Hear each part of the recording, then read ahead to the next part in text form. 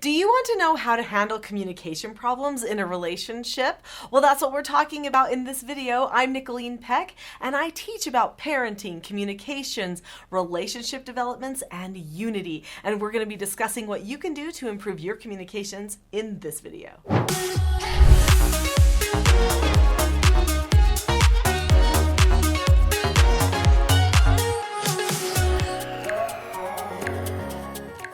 In this video, I'm going to assume that you have a relationship problem that you want to solve. And I'm going to share with you a step-by-step process that you can go through to hopefully get that relationship on the right track. Step number one is you have to evaluate yourself. You've got to decide, what is it that I want out of this relationship?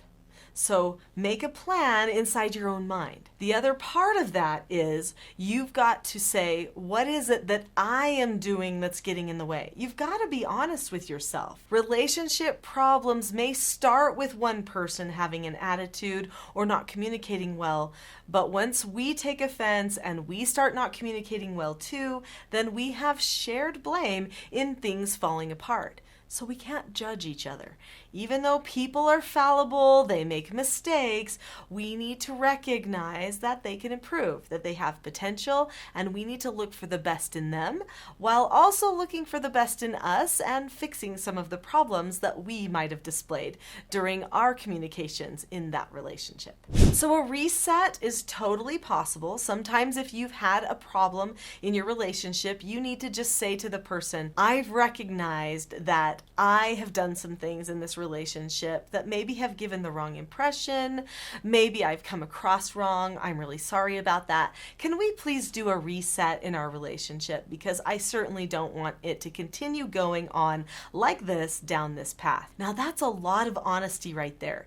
Even if you are not the one who started the problem, even if it was them, you need to decide to have humility and honesty and be accountable for what you did. Now that doesn't mean that when you start your reset, you start pointing out all of their problems. That goes against the point. Let them analyze themselves. What you just need to say is, I noticed that I was choosing to take offense by things that probably you weren't trying to be offensive about. I also noticed that I was starting to think things like I was annoyed by you and stuff like that in my head. And when I do that, then my communication with you ends up being not as loving and not as genuine as I wanted it to be. I'm really sorry. Let's start over. So after we declare we're going to have a reset, then the next step is deciding which way we're headed. So just like you made a private vision for what you would like to have happen in that relationship, now you're going to make a shared vision where you will discuss, what do we want our relationship to be like in the future? So you plan for who you're becoming, what types of connections and conversations you might want to feel comfortable having with each other. So that's step number 3. Make a vision. It's important to note that each person may have a little bit of a different idea, so both people need to share what they would like to come out of the relationship. And if a person says, listen, I'm done with this relationship, I don't even care, then you might have to say, okay, so it sounds like your vision or your hope is to be able to pull away from this relationship and still feel like you are good and you're not holding any hard feelings. Does that sound like a fair expectation? And you might need to bring that to the table if the person really truly is not willing to work on the relationship with you. The next step is to establish the differences that you might have. Maybe one person wants certain things or believes certain things. That doesn't mean that both of you have to want or believe the same exact things. Now I know it makes a relationship nice and easy if everybody does want the same things, but that's kind of pie in the sky for most relationships. We have differences. That's actually one of the things that draws us to each other and why we don't always want to give up on that relationship, especially right at the beginning of a problem, because there's something about that person that we feel like we need or we even enjoy. So have a conversation and say, when it comes to political beliefs, this is where I'm at. Where are you at with political beliefs?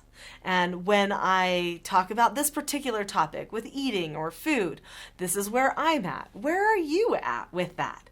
Okay, well, now we know where each other is at. We don't have to change each other's mind. We just need to recognize that. And as we're moving forward, when somebody makes a decision that we might not make for ourselves, we don't need to judge the other person. We can just support the fact that they are doing what they think is best for them. The next step is to make sure that you establish the roles. So if your relationship problem is happening in your marital relationship, you may have husband and wife trying to dominate each other, power struggling, or something like that.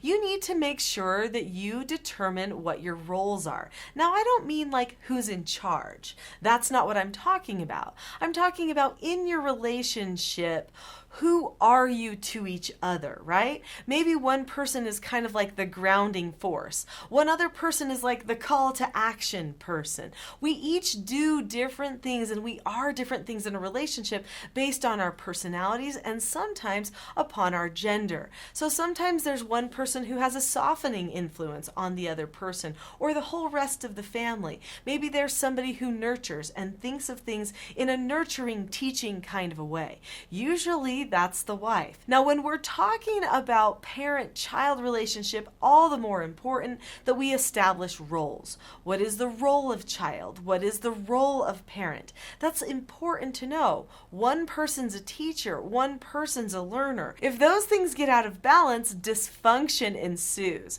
So you want to make sure that everybody knows who they are to each other. This makes it so that it's much easier to solve problems in the future. Before I get to my next steps, hit that subscribe button. You're not going to want to miss any of the videos that come out on this channel. Subscribe now. After you've determined what your differences are and where you're headed, which is something that hopefully you share in common, as well as talking about who you really are to each other, then you're ready to establish the way to communicate. Oftentimes, the reason our relationship ends up bad is because one person, or maybe both people, are not very good at their communication skills. So sometimes we misuse people, even exploit people in the way that we communicate with them or about them to other people, and this ends up ruining relationships. So one of the best ways to fix a relationship is to also fix the communication. In our family, we have different skills for communication. So I teach parenting all over the world, and the type of parenting that I teach is called self-government parenting. So you can find videos about what is self-government in a relationship and in parenting on this channel. So I'm not going to go into tons of detail there, but what I am going to say is that the point of self-government is that each person learns how to take responsibility for their own actions and their own thoughts, and they do this by mastering skills. They set up a plan. I'm going to go this direction. I want to learn this skill, and then they take steps toward it and fix when they make mistakes. So in your relationship with the problem that you might be facing, you might have recognized where you haven't communicated well before. Maybe the communication has been selfish. Maybe it has been the type of communication that is too emotional, and so it misuses other people. So you've got to have the type of communication that is calm and that has a good tone, that trusts and supports the other person, while at the same time sharing some of your own opinions and getting things accomplished. So the 4 basic skills that we teach for success are following instructions, accepting no answers and criticism, accepting consequences, and disagreeing appropriately. I know those sound like skills you want to teach your children, but adults have got to know those skills too. How many adults do you know that go off for like a 20-minute period of time just because somebody cut them off in traffic? How many adults do you know that cannot disagree appropriately with each other or don't get things done when they've said they would? Well, these are all signs that they don't know the 4 basic skills. So learning those 4 basic skills helps your child and parent relationship as well as your adult to adult relationships as well. One of the key skills that you're going to need to help the relationship problem you might be experiencing right now is the skill disagree appropriately. Sometimes you need to say that you disagree with a person, but it doesn't have to ruin your relationship. So how do you disagree appropriately with a person? You look at them, you keep a calm face, voice, and body. You say that you understand their point of view, then you share your point of view. You listen to what they have to say, and then you say okay and drop the subject. That doesn't mean you're agreeing. That means you're saying, okay, I understand that's where you're coming from, and I'm okay with that. This is going to be how you'll want to establish a pattern for solving problems in the future, because people have different brains. People have different ideas and experiences. They see the world differently, which means there are going to be problems that need to be solved and talked about. There's no reason you need to create contention to do it. While you're having all of this conversation, you're making these plans for the future, make sure that you're thinking the best of the other person. Make sure that you're looking them in the eyes and you're thinking, I know you're good. I trust that you want this to be a good relationship too. Don't think the worst of the person. Even if they've burned you before, it's always a good idea to give them the benefit of the doubt. It's not just a good idea for them. It's a good idea for you too. If you assume the worst of the other person, that ruins your relationship to them. They can feel that something's not right, and then you probably won't fix the problem. After you've made this plan and you take steps forward and you've made that time to put things in place and to reset, it's a good idea to plan for when you're going to have other talks about that relationship. So if you're a family and you're having relationship problems as an entire group, well, you're probably going to want to have regular family meetings to follow up on that relationship. If it's a parent-child relationship that's struggling, that you're working on repairing, then maybe you'll have individual parent-child relationship meetings, which in our family we call them mentor meetings. If it's a husband and wife relationship, maybe you'll have a couples meeting that happens every week. In our family, as part of the Teaching Self-Government Parenting course that I teach, our family has 3 different meetings. We have couples meetings, family meetings, and individual mentor meetings.